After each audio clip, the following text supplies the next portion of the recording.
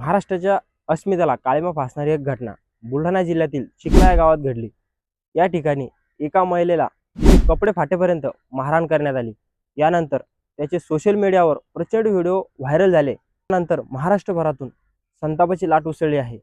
मनोजदादा जरांगे पाटील यांनी चिखला या गावात जाऊन पीडित महिलेची भेट घेतली। यावेळी चिखला या गावात लाखो शिवप्रेमींनी गर्दी केली होती।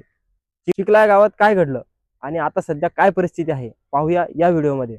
नमस्कार, मी सोपान, तुम्ही पाहताय एजे प्रोडक्शन। बुलढाणा जिल्ह्यातील लोणार तालुक्यात चिखला काकडे गाव आहे। या गावात काही दिवसांपूर्वी छत्रपती शिवाजी महाराजांचा पुतळा बसवण्यात आला होता।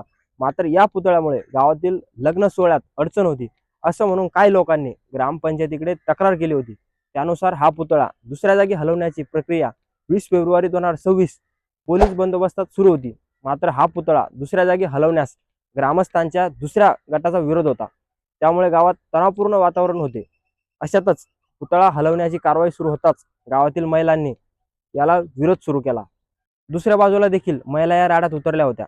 दोन्ही बाजूंच्या महिला एकमेकींसमोर आल्यानंतर संजीवनी वाघ या महिलेने आक्रमक भूमिका घेतली। छत्रपतींचा पुतळा येथून हटू देणार नाहीत अशी भूमिका त्यांनी घेतली। त्याचवेळी काही महिलांनी संजीवनी वाघ यांना फरफटत ओढत नेले। त्याच झटपटीमध्ये त्यांचे कपडे फाटले, त्यांना लाथाबुक्क्यांनी मारहाण करण्यात आली। मात्र वाघ यांनी शेवटपर्यंत पुतळ्याचं संरक्षण केलं। या घटनेचे व्हिडिओ सोशल मीडियावर व्हायरल झाले आहेत। हे व्हिडिओ पाहून महाराष्ट्रातून संतापाची लाट उसळली आहे। सोशल मीडियावर सुद्धा या घटनेचा निषेध सुरू झाला आहे। पण या घटनेनंतर वाघ यांनी व्हॉट्सअप स्टेटस ठेवत मी उद्या सकाळी 7 वाजता आत्महत्या करणार आहे असा देखील सुद्धा इशारा दिला होता। त्यामुळे पुन्हा महाराष्ट्रात संतापाची लाट उसळली आहे। दिवसभर याबाबतचे व्हिडिओ सोशल मीडियावर फिरत होते। प्रत्येकाला या गावात येण्याचं आवाहन करण्यात येत होतं। याबाबत बोलताना संजीवनी वाघ म्हणाल्या की मला त्यांच्या 300 ते 400 महिलांनी घेरलं होतं। सांगळे सानप यांनी आमच्याच पोरांना अडवलं। त्यांनी मला बेधन मारहाण केली, कोणाचा पाय मोडला, हात मोडला। आम्ही 4-5 जणीच होतो, मात्र त्या जास्त होत्या। मात्र ज्या महिलांनी हा प्रकार केलाय यांना कठोर शिक्षा झाली पाहिजे।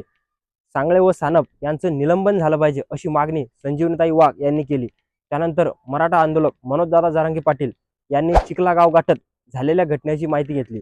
आरोपींना तात्काळ अटक करण्याची मागणी त्यांनी केली।